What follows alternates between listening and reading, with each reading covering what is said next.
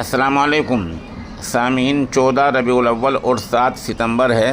उन्वान है सुबह की अहम खबरें। रियासत केरल में फूलों की सजावट पर आरएसएस का झंडा और ऑपरेशन सिंदूर लिखने से पुलिस ने एफआईआर दर्ज कर ली है। इत्तला के मुताबिक केरल के ज़िला कोल्लम में पार्थ सारथी मंदिर के बाहर फूलों की सजावट की गई थी। इसी सजावट के दरमियान आरएसएस का झंडा लगा था और वहीं ऑपरेशन सिंदूर लिखा था।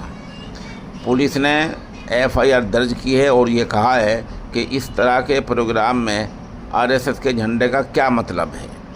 बीजेपी ने इस पर एतराज़ किया है, ताहम पुलिस ने कहा कि ऑपरेशन सिंदूर लिखने पर कोई एतराज़ नहीं है।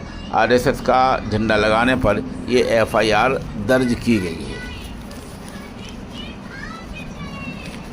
उधर हिंदुस्तान में आज चांद ग्रहण लग जाएगा। ये चांद ग्रहण रात में तकरीबन 10 बजे शुरू होगा और रात में ही 1:26 पर ख़त्म हो जाएगा।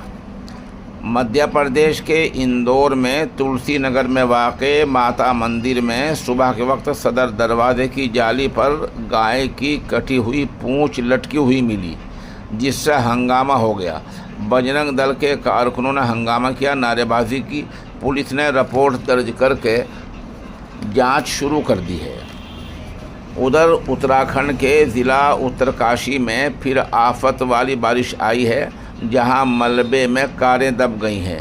रहायशी इलाकों में पानी घुस गया है। अलबत्ता अभी तक किसी जानी नुकसान की इत्तला नहीं आई है। अमेरिका और मुल्क वेनेजुएला में तनाव बढ़ रहा है। इसी के मद्देनज़र अमेरिकी सदर ट्रंप ने इससे निपटने के लिए F-35 जेट्स तैनात किए हैं और हुक्म दिया है कि अगर वेनेजुएला के लड़ाकू जहाज़ इधर आएँ तो उनको फ़ौरन उड़ा दिया जाए। अजमेर शरीफ में लगातार बारिश ने कहर बर्पा कर रखा है। वहाँ के वरुण सागर रोड की स्वास्तिका कॉलोनी में देर रात गांव की पाल यानी पुश्ता टूटने से सैलाब जैसे हालात पैदा हो गए। पानी का बहाव इतना तेज़ था कि 100 मकानात में पानी घुस गया। लोगों का करोड़ों रुपए का नुकसान हो गया है। अलबत्ता किसी जानी नुकसान की कोई खबर नहीं है। मकामी बाशिंदों का कहना है कि इसी पाल यानी पुश्ते की मरम्मत के लिए 3 साल से हम मांग कर रहे थे, लेकिन इंतज़ामिया ने कोई ध्यान नहीं दिया। उधर छत्तीसगढ़ के ज़िला सूरजपुर के प्रतापगढ़ के सरकारी स्कूल में दूसरी क्लास में पढ़ने वाली तालिबा पर जुल्म की खबर है।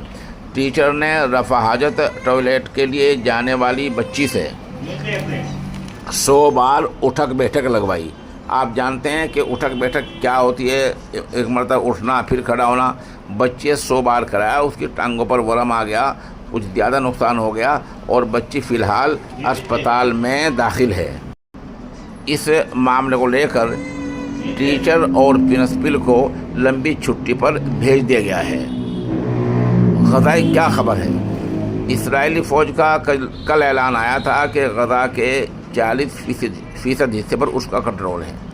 एक तरफ अमेरिका दावा कर रहा है कि हमारी हमास से बात चल रही है, हमास तमाम यरगुमानियों को छोड़ने पर रजामंद हो गई है, और दूसरी तरफ इसराइल ने हमास को जो गज़ा का इलाका है उसको पूरी तरह घेरा है और घेर कर वहाँ कार्रवाई तेज़ कर दी है। और अब इसराइल की फ़ौज ने ज़मीनी कार्रवाई की वार्निंग दी है।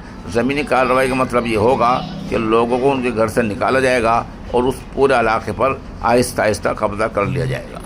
सामीन, ये माजून है ताकत का खजाना, जिसका प्रचार मैं अपने ख़ास चैनल पर लगभग 1 साल से कर रहा हूँ और ये इंसान के हर तरह की कमज़ोरी को दूर करने के लिए लाजवाब है। और ख़ास तौर से जो इंसान के पट्टे कमज़ोर हो जाते हैं और इंसान बहुत सारे कामों से थक जाता है, उन हालात में ये बहुत ही अहम दवा है, ताकत का ख़जाना है। इसकी कोई शिकायत कहीं से अभी तक नहीं है। जिन साहब को चाहिए वो हमारे नंबर 96 27 70 90 14 पर संपर्क कर सकते हैं।